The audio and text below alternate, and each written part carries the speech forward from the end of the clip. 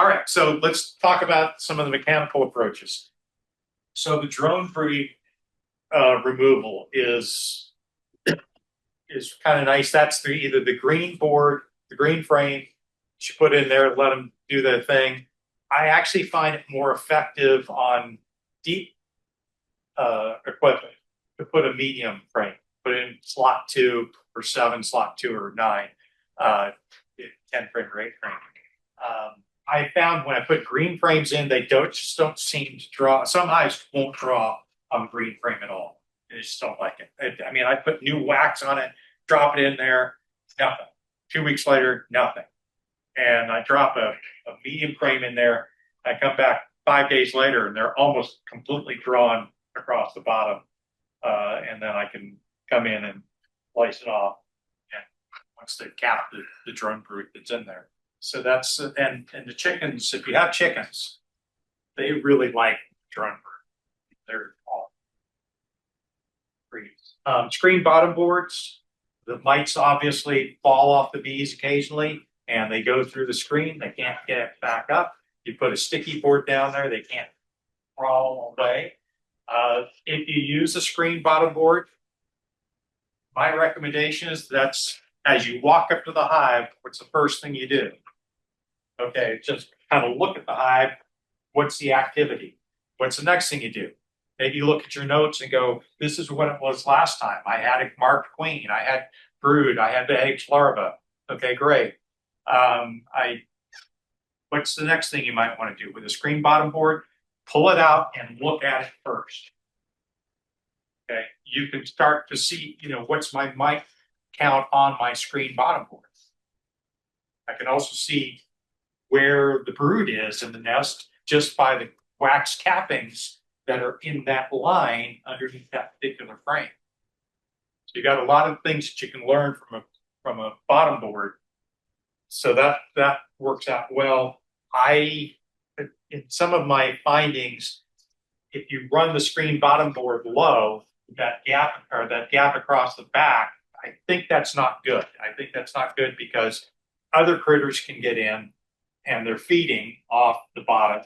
The other thing is you're allowing the temperature of the hive to lower, and mites actually are hooked at 104 degrees, but the bees are fine for periods of time. So if you allow that heat to build up in the hive, it can be very useful for mite prevention as well. There's another method, which is the powdered sugar. So you basically take a strainer and a sieve, pour it in there and shake it all over the top. It drips down into the hive. The bees get covered with it. They start, cleaning themselves and grooming themselves. And mites fall off down to the bottom. Also, the bees get hot. And when the bees get hot, mites will also tend to fall off. And if the powdered sugar gets between the mite's sucker foot and the bee, it will break that suction and down through the bottom board they go. Or down to the bottom of the hive they go. So there's a lot of different things that you can do mechanically to help knock down mite counts. And then the cultural approaches. So we talked about the Russian stock or the hygienic stock. So you've got kind of 3 that are listed up here. The very aggressive Russians seem to be very good at mite prevention. The Varroa sensitive hygiene bees, again, is that Varroa sensitive queen good? Yeah, okay. Are her daughters? Maybe. Might be, but you don't know until they're laying and working. And these VSH bees can recognize that a larva is infected, or pupa is infected with mites, and they will just suck it out of the hive and toss it, get those mites out of there. And then you've got the ankle biters or the leg chewers. They're the ultra hygienics. So they're chewing on anything that doesn't look right. So they're pulling those mites off. The small cell comb, the smaller the size, the less likely it is for the mites to infest those particular larvae and pupa. And it also it's a shorter period of time that those bees are in. So the 4.9, the standard size, if you look at a frame, you go out and buy a foundation. That's going to be the 5.2 millimeter size. You can buy the small cell, which is the 4.9, and the drone cell is 6.4, 6.5. And those numbers, depending on which document you look at, those are off by like 0.2 on either direction. So it's all kind of all over the place. I've seen the small cell 4.8. I've seen the small cell 5. You know, whatever works. The bees don't care. They can draw it out and work it the same way. And then finally, the brood break that we've talked about. You can brood break by moving her into a cage. You can brood break by moving her into a nuke for a few weeks. And then there's no brood left in the hive, which means the mites have no place to go except kind of run around, which would be a great time to use what treatment? Apple. I heard a lot of oxalic, which is the right answer is oxalic. For anybody who said anything different, Thanks for listening, Mike. Well, there was nothing to We didn't have to put Aquaphor on. oh my I god! hate that stuff. The other thing that happens during the brood break is that the adult bees do increase their grooming behavior, and grooming is very useful at getting those mites off. So regardless of whether they were bred to be ankle biters, they do a much better job with the brood break. So there's also another part to that. Yeah. It's because now the bees are getting older, more of the proportion of the hive that is foragers is also increased. So you don't have bees constantly lingering in the hive. Now the greater portion of the bees become foragers going out, and mites are dropping off that way as well. So mites require, they typically are what's called phoretic, where they're feeding on the bees for 2 weeks before they go into reproduction anyway. And now you have to be cautious because if you do a mite check right after brood break, your mite count's going to be high because everything is phoretic. You're going to get a false pot. You're going to get a false super high breeding. You're going to get like 25 mites. However, there's nothing in the brood, so you have an abnormally high amount of mites that are on the bees. So just be cautious if you do a brood break or if you see your hive just swarmed and they're requeening, and if you do a mite check, then you're going to get false high readings. As opposed to if there is brood where the 3% mite check is based upon a healthy hive that's with a queen that's laying and has a standard brood cycle going on. So that I mentioned earlier about the 100 mites that we got it. That could be the reason why there were so many mites, is there was a brood break. The problem with that is there didn't seem to be. There were fully functioning queens when we checked it with less than 2%. Then 5 weeks later, with 5 weeks, if we killed that queen during that inspection, there was plenty of time for her to be a laying queen by the time we came back. Problem is, it was the same marked queen. So it was a great. I was like, oh, that's exactly it. But no, there was the same marked. So yeah, I don't know how that happened. It could have been a mite bomb, which is a heavily infested hive that just releases all the bees. They go out and they come back and drift into other hives and carrying lots of mites with them. All right, so here's your eye chart. Don't try to read it. Look at the QR code. Take your phone, snap that QR code. Here's a chart of all the various different kinds of EPA-approved mite treatments, starting with Apigard at the top, going to Apalifar, which is also thymol and eucalyptus and some menthol, and then you get into the organic acids of Formicpro and Mitoway quick strips, which are no longer gettable, usable. All of that stuff with the pyroxan, et cetera, and then finally at the very bottom you've got Apivar, which I can barely breathe. Avistan is another one, checkmate. Those the hard chemicals. And here's another place you can go to get more information about Varroa. So there's a Varroa management guide. That's the top QR code. And then the Varroa management decision tool, which is also kind of interesting. You basically put your input into this tool and it'll tell you what it thinks you should do.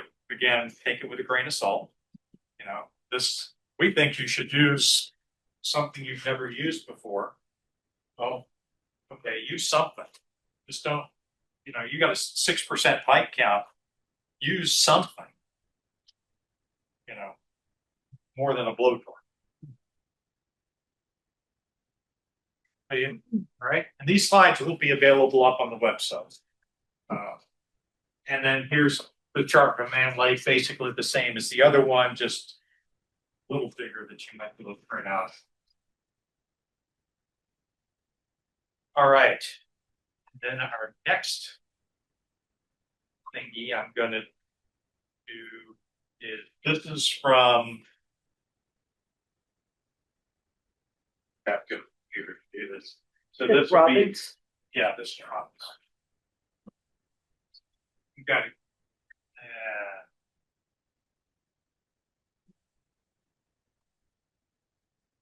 The problem is I don't know. Speakers in the room.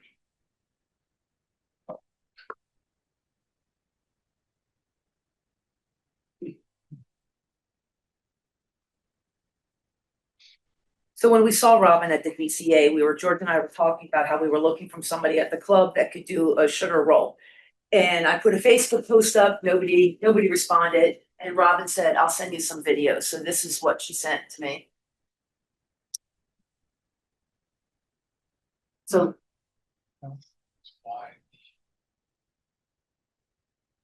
So now here all the field bees are going back. So you're going to be left if you wait a little while with only the nurse bees, which is those are the ones you want that. A half a cup of bees.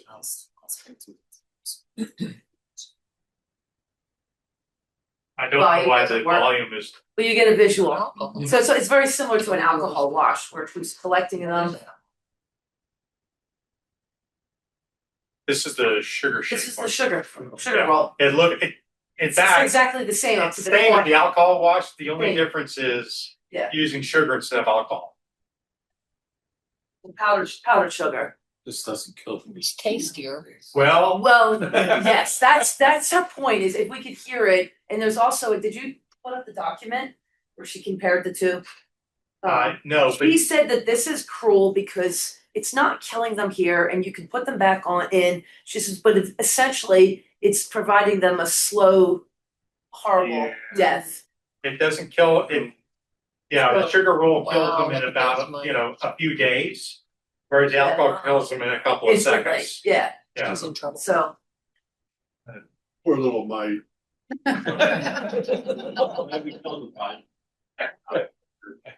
You know, you can put the mic back in high.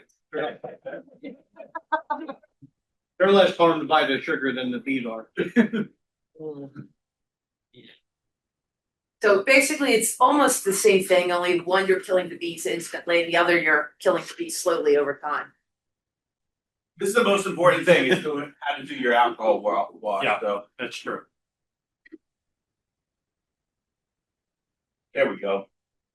Robin's a great resource. We're very grateful to have someone at Penn State to do extension for sure. She doesn't live at Penn State. Yeah, Kutztown. Yeah. Yeah, Allentown's her office. So again, you're going into your brood chamber, you find a frame that doesn't have the queen on it, that has a bunch of open brood on it. Important. Don't alcohol wash queen. That's why it's somewhat helpful to have a marked queen. It's a little easier to spot her, but you don't need to. So you basically take your frame, you shake it off, you shake all the nurse bees, all the bees off into a container. A Tupperware container works well. You wait a minute or so for the foragers to fly away. So you got nurse bees back, you kind of tamp down in the corner, you get your half cup measuring cup, you take your scoop of bees, half a cup of bees, 300 bees, you put it into a jar that has alcohol in it already. You Yeah. basically, or Solid. Dawn dish soap, either way. And you basically take your lid and then you're gonna swirl for a minute. So you're gonna shake it, swirl it for a minute. There you go, there you go, there you go, there you go. She's shaking it for a minute. It's like washing your hands for a minute. Then you put the screen on, right? So you don't need to buy a $20 mite wash. You can do it with a mason jar and a screen. You basically are gonna take that and you're going to shake it through. Remember, you have to buy a coffee maker too. You don't need to buy that, but if you want less debris at the bottom of your, That's for reusing your alcohol. yeah, that's for reusing your alcohol. That's true. You're gonna reuse your alcohol, and then your mites are gonna be. Oh, she's gonna wash it twice. Yeah, Double wash. double wash. That's what Jeff recommends. Wash wash. twice, and then she's gonna look at the bottom of that, and she's gonna count how many mites are in that. At least try. So, mites look like little red sort of sesame seeds, so they're about the size of a small sesame seed, and they're red brown. Sometimes it's hard to tell what's a mite and what's a debris. Then you have to remember to get the old mites out for the next hive. Yeah. Yeah, they'll keep adding.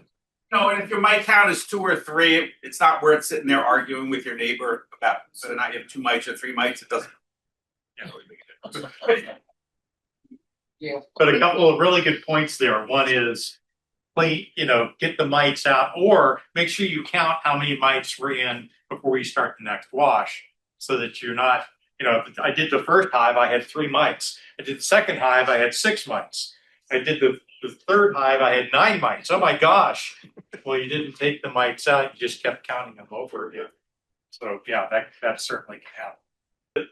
This was an interesting video on the left here. So here you can see a yellow jacket attacking a honeybee, right? What do you see right on? It was on the honeybee. Now it's the mite is attached to the yellow jacket, and then it's moving back to Whoever's winning. whoever's winning or losing. So the point is that there's a picture of a bug attacking another bug with a third bug taking advantage of the situation. Does that mean that yellow jackets, as they invade your hives, could be bringing in varroa mites or taking out varroa mites? Could. I mean, here we have photographic or video evidence that mite will go from insect to insect. So just be aware of that. And then the other is, I was talking earlier about the culling the drone comb off of the medium frames. So this happened I just by chance had a can. This is the second video. The first time I did it, I had a can sitting there and I just put the edge of the medium frame up against the can, and then it slipped off and slid right down and cut that drone comb off. It's like, oh, cool. So if you put it on the ground, you can't get all the way down. But if you put it up on a box, you can slide the whole frame right down and cut it off. And boom, done. So, and then you've got all your drone comb sitting in the can rather than laying on the ground and, larvae floating around, which is harder to clean up. And you want to keep your apiary clean. So that immediately puts it into one location. So kind of cool.